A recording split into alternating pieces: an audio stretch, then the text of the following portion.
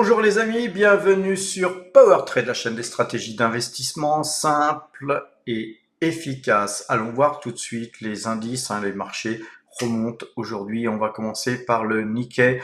Le Nikkei qui, lui, montait bien aujourd'hui avec une belle bougie. On est vraiment dans une belle configuration haussière sur le Nikkei qui gagnait plus 0,38%, donc belle avancée encore aujourd'hui. On a comblé tous ces gaps. Là, on avait ici un gap et ici aussi, là aussi, donc tout a été comblé.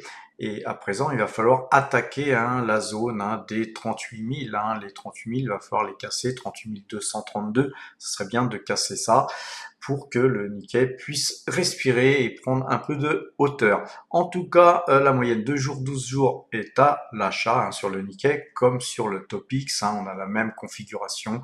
C'est vraiment un mouvement très sympathique.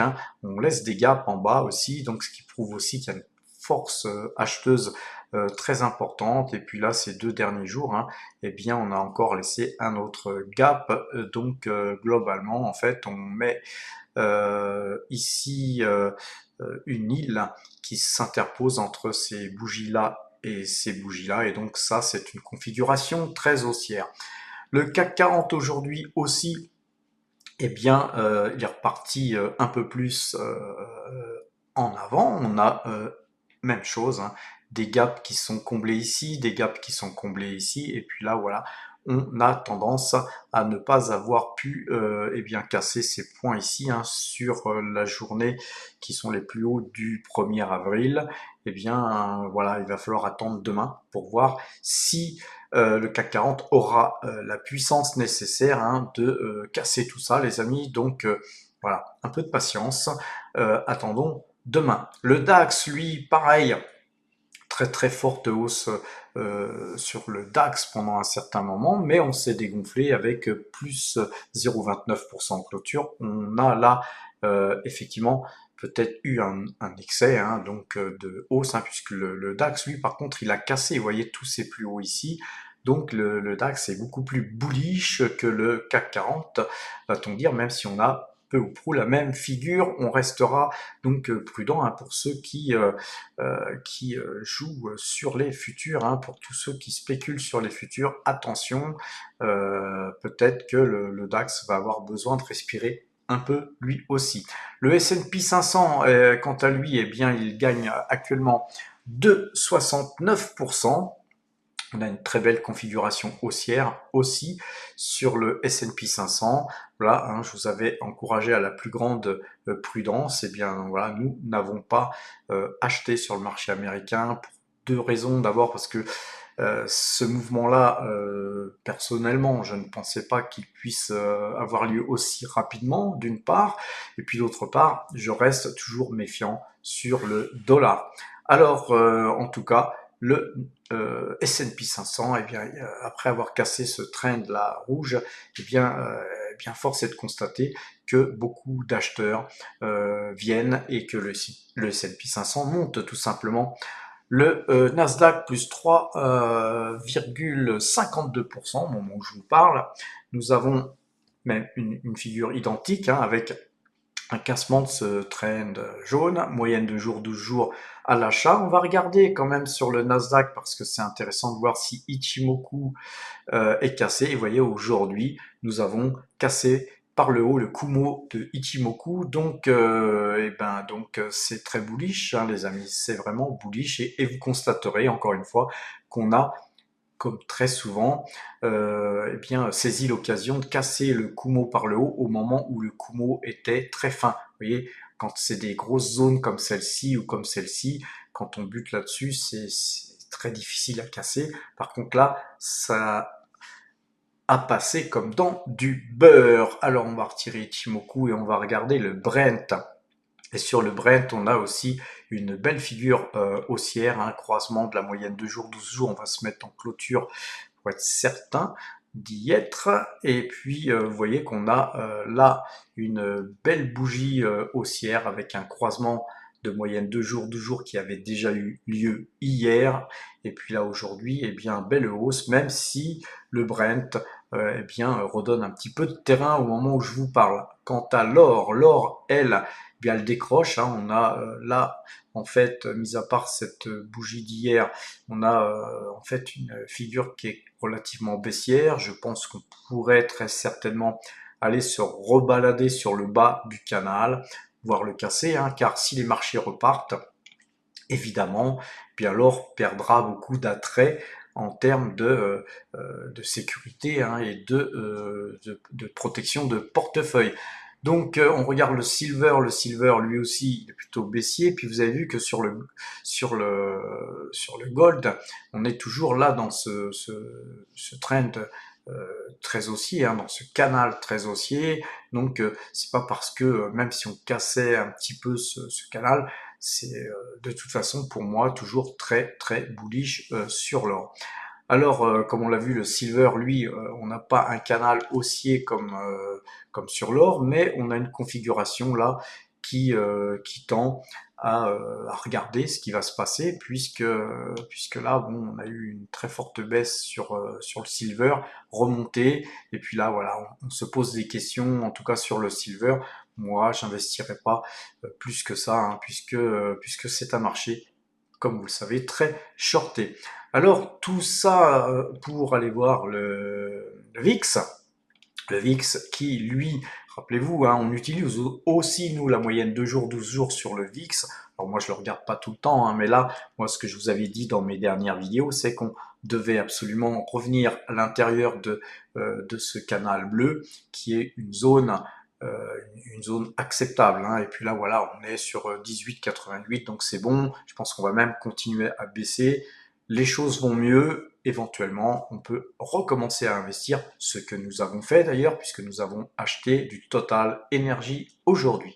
Allons voir les graphiques justement des valeurs que nous avons en portefeuille. Commencer par les valeurs minières qui nous intéressent, hein, puisque nous avons Mineros qui, elle, eh bien, perd 5,42%. On avait perdu un peu plus, hein, en séance, mais on avait fait plus 14 et quelques pourcents, presque 15% la veille. Et donc c'est bien normal, hein, je vous avais dit qu'il y aurait certainement des prises de bénéfices, et eh bien ça a eu lieu. Moi j'aurais préféré que la valeur continue de monter, effectivement. Mais voilà, en fait c'est sain, puisque nous n'avons pas cassé encore ce donc diamant par le haut. Et on va encore osciller, je pense, dans ce diamant quelques temps. Mais en tout cas, sur Mineros, on a une très très jolie figure, hein, puisqu'on est plutôt orienté à la hausse. Et alors, si on a retracé sur Mineros, c'est surtout parce que le marché de l'or baisse, hein, puisque l'once d'or baisse fortement.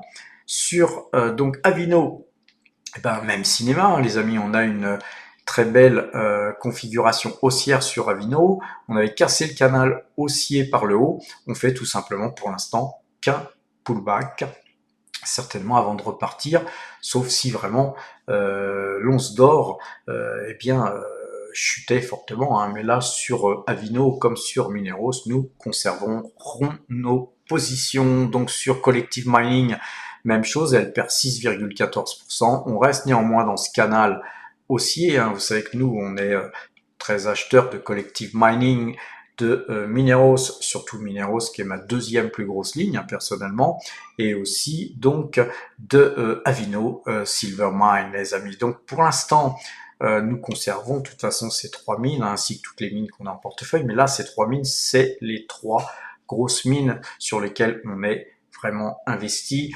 Vous voyez qu'on vous avait écrit des articles ici et que vous en avez déjà parlé quand cette mine était à 6,75, on est à 13,31, on a plus que doublé depuis notre vidéo qui avait été faite sur ces cours-là, et puis sur les articles qu'on vous avait écrits, et puis nous on a fait qu'acheter ce titre, même sur des zones plus hautes. Maintenant regardons BYD, les amis. Vous savez que BYD, on avait acheté BYD et que je suis de plus en plus bullish sur BYD et de moins en moins bullish, et on va dire plutôt bearish sur Tesla actuellement. Donc nous, on a vendu toutes nos Tesla, on a ramassé plus de 131% sur Tesla, et puis on a fait des achats par plusieurs fois sur BYD. Et là, chose intéressante à voir, c'est que nous avons cassé ce diamant, figure en diamant, cassure par le haut, et juste à la pointe du diamant, c'est assez magnifique. Et vous voyez que là, il fallait vraiment que BYD trouve son sens à l'achat ou à la vente. BYD a trouvé son sens à l'achat, donc très forte hausse, plus 7,39%. Par contre, nous sommes investis sur BYD donc à Singapour, et donc à Singapour le marché était fermé car aujourd'hui c'est donc un férié, c'est la fête de l'anniversaire de Bouddha, et donc marché fermé à Singapour les amis, et donc très certainement que demain nous aurons ce même type de bougie, à moins que BYD à Hong Kong, demain retrace à la baisse. Dans ce cas-là, on aura une bougie mitigée entre les deux. Comme quoi, c'est bien d'avoir des courtiers qui puissent opérer sur toutes les places financières, car quand une place est fermée, eh bien, on peut opérer sur une autre.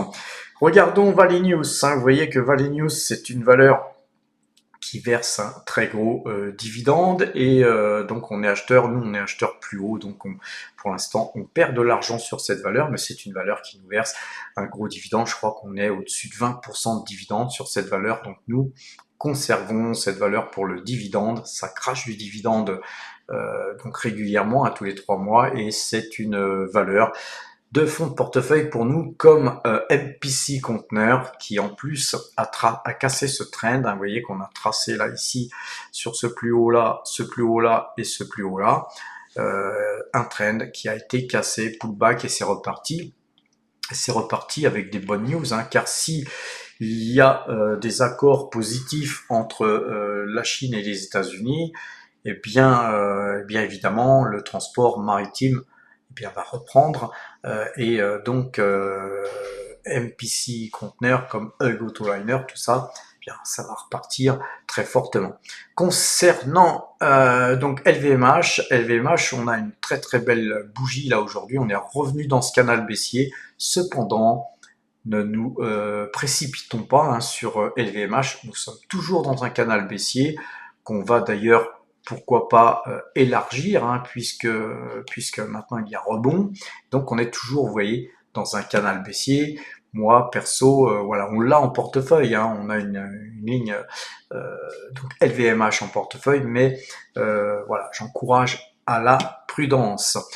Sur ASML, par contre, on a vraiment une très très belle configuration haussière, car on va dézoomer. Vous voyez qu'on avait un triangle ici. Je vous avais dit que si on cassait ce bas de triangle jaune, vu que cette bougie-là, je la considérais comme une bougie fantôme, on va dire, ceci dit, si on cassait le trend jaune, ce point-là serait devenu très fort, et donc ça n'a pas été le cas. Et par contre, on a cassé aujourd'hui, on va un petit peu zoomer, on a cassé ce triangle par le haut. Ça, c'est méga bullish, parce que c'est d'abord et avant tout une très belle valeur, une valeur qui a perdu beaucoup, elle a beaucoup baissé, puisque là par exemple ici on était à 1022, je vais vous dire exactement, on était à 1021,80, et là on a cassé ça, on est à 666,90 les amis. Donc vous voyez qu'il y a à peu près en gros 40% à regagner pour aller au plus haut, et même sans souhaiter aller sur les plus hauts, même si on prenait que la moitié et venir par exemple sur ce plus haut ici, bien ça serait du 799 € les amis. Déjà entre 666 et on va dire quasiment 800, il y a du pognon à faire. Donc voilà, en tout cas très joli signal d'achat qu'on a eu d'ailleurs sur croisement de moyenne mobile 2 jours, 12 jours ici à 580. Donc pour ceux qui n'avaient pas la valeur, un couteau dans la plaie pouvait s'imposer. Et puis là ici, deuxième achat possible. Nous, on a pas mal bourré sur les minières, et puis aujourd'hui on a acheté une grosse ligne Total Energy. Donc voilà, on laisse notre tour, hein, on passe notre tour sur ASML et puis d'autres valeurs comme Hug Autoliner qui ont pris aujourd'hui 5,59%. Vous voyez que là on est dans ce canal baissier toujours, mais on a une tête-épaule inversée ici qui est en train de se dessiner. Si on cassait cette zone-là des plus hauts, on va dire que si on cassait les 87,16, eh bien, on serait très certainement amené à venir au minimum, à minima, taper sur les 107, 106, 107 euros, et peut-être même casser. Hein. Casser, c'est pas des euros d'ailleurs, c'est des NOK, mais à casser en tout cas la zone des 107. Dans Amduring, même chose, hein, on est sur une configuration plutôt haussière puisque les marchés se reprennent, mais par contre, on n'a même pas eu la force de rejoindre le canal baissier là, donc moi j'encourage pas du tout à acheter cette valeur, mais une valeur qui verse un dividende mensuel, hein, les amis, et donc nous, on conserve notre pause, bien sûr. ST Microélectronique se redresse très fortement, et donc nous, on l'a en portefeuille. On avait un signal ici sur 18, 18, hein, donc sur les 18-20 en gros, et là on est à 22,65. Vous voyez que la moyenne 2 jours, 12 jours, c'est quelque chose qui fonctionne pas toujours, bien sûr, il y a dans tous les signaux, il y a des faux signaux, mais là vous voyez que globalement, à la vente ici, ça donnait quand même des bons points de vente, et puis là on avait un bon point d'achat. En tout cas, nous conservons la valeur, mais nous ne l'achetons pas plus, puisque nous devons faire du money management, les amis. On ne doit pas être trop exposé à une valeur comme celle-ci, même si celle-ci, on va dézoomer, vous voyez d'où elle vient. C'est une valeur qui vient de très haut, hein, puisqu'elle vient on va voir son plus haut, c'était 50 euros, et vous êtes à 22,65 €. Donc vous voyez que c'est une valeur qui a beaucoup morflé. Voyons voir notre plus belle valeur, notre plus grosse ligne. Total Energy, les amis. Vous voyez que Total Energy, hein, elle est toujours néanmoins dans un canal baissier, hein, on va pas se mentir. Donc on fait avec, hein, mais en tout cas c'est une valeur qui, à mon avis, va finir par sortir à un moment ou à un autre de ce canal baissier. Et vous voyez qu'on a eu un croisement de moyenne mobile 2 jours, 12 jours. Moi j'attendais que ça. Nous l'avons eu. On n'avait pas eu la force de casser le canal baissier, ni même de le toucher. Donc voilà, à chaque fois, hein, on fait des mouvements à l'intérieur de ce canal baissier. Et puis à un moment donné, forcément, nous allons en sortir. Si on en sortait, les amis, on irait très certainement aller se promener sur la zone ici. Vous voyez que tous ces plus hauts qu'il y a eu ici, c'est une zone difficile, hein. C'est une zone difficile à casser, mais c'est dans la zone des 63 euros. Mais entre 53 et 63 euros, les amis, il y a 10 euros.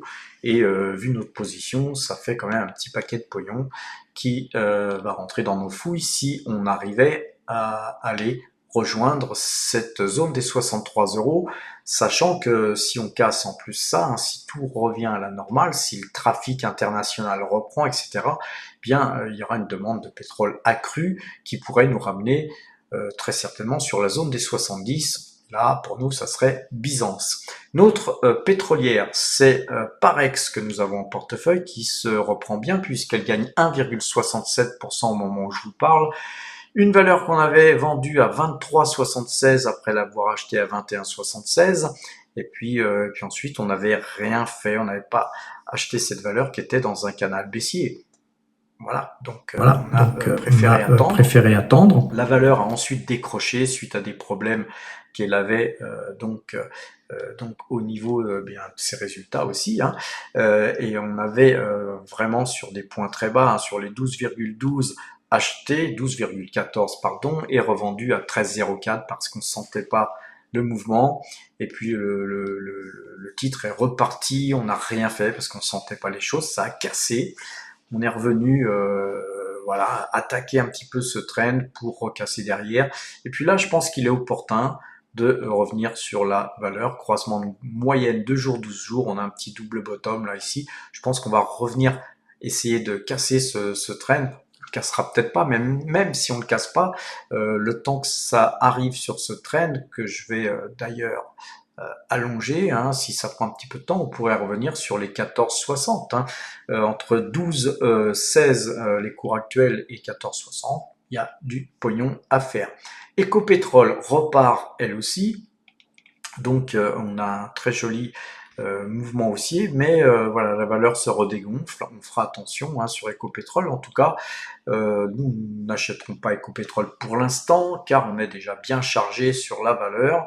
En tout cas, une valeur qui verse un très gros dividende et puis qui a des perspectives de hausse. Je pense qu'on pourrait revenir sur la zone des 11 hein, si tout finissait par s'arranger au niveau du trafic international. Encore une fois, on est dans les valeurs pétrolières. Si, eh bien, s'il n'y a plus de trafic international en termes d'échange, eh bien, forcément, on consommera moins de pétrole. Là, sur Petrobras, hein, vous savez qu'avec Petrobras, on brasse, mais là, dernièrement, on n'a pas trop brassé. Hein, on a fait de la brasse coulée plutôt, mais aussi bien sur Ecopétrol que sur Petrobras, on ramasse des dividendes gargantuesques. Donc nous, on s'en fout, hein, les amis, vous avez vu, là il y a un dividende qui est tombé, ça tombe sans arrêt.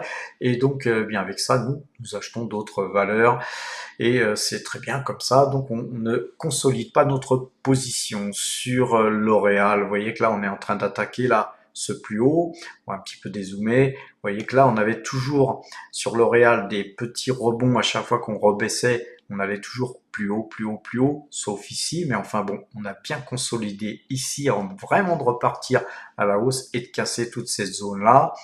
Donc puisqu'on a cassé tout ça, maintenant, il va falloir casser ces points, hein, toute cette zone-là ici. Et là, on s'est déjà arrêté là. On a buté hein, sur les plus hauts qu'il y avait ici. Il va y avoir encore une zone un peu plus haute là, ici, sur les 398, 50, 399. Et puis après, derrière, hein, ça va être du 413. Hein. Donc, vous voyez que là, on est sur une configuration très haussière. Je pense que les 413, hein, c'est cousu d'avance. Hein. Et puis après, on a plus haut. Et rappelez-vous, hein, voilà, nous, on a allégé hein, sur L'Oréal, mais il nous reste encore du L'Oréal. Et L'Oréal, hein, c'est une valeur hein, qui sur les, vous voyez, les 453 ou les 439, c'est une zone où nous, on balance.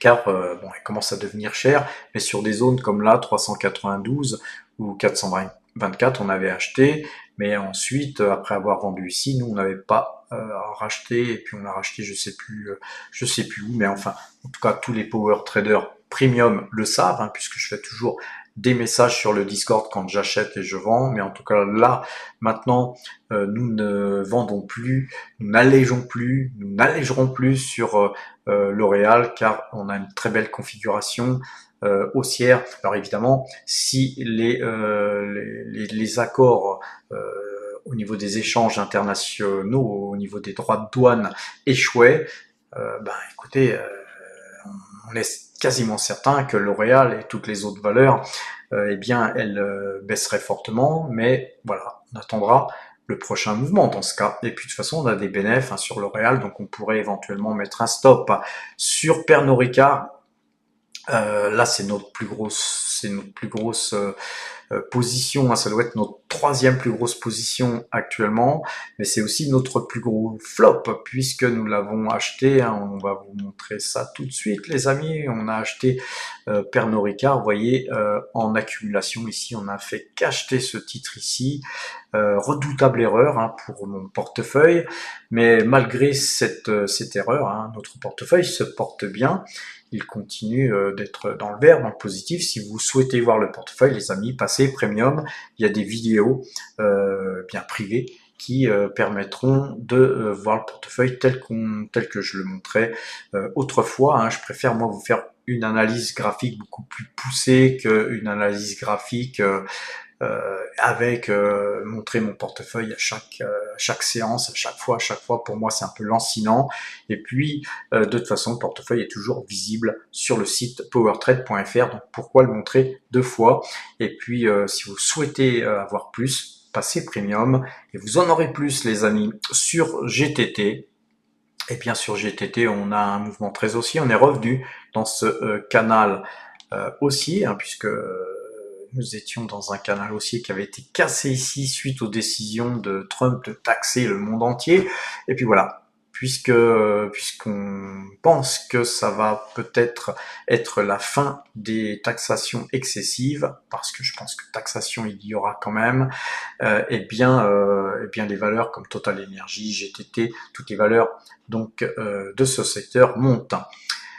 Sur la Française des Jeux, vous savez qu'on avait acheté dernièrement la Française des Jeux, sur ce croisement de moyenne mobile 2 jours, 12 jours, on avait racheté un petit peu par ici, et puis aujourd'hui encore une petite hausse de plus 0,56%, le titre continue de monter, un titre encore une fois, un titre qui verse un dividende de 7%, et 7% c'est un joli rendement les amis, d'autant que si on dézoome, vous voyez que eh bien la Française des Jeux est dans un triangle là. Donc ce qui est quasiment possible et certain, c'est qu'on va très certainement aller taper le haut du triangle et pourquoi pas le casser.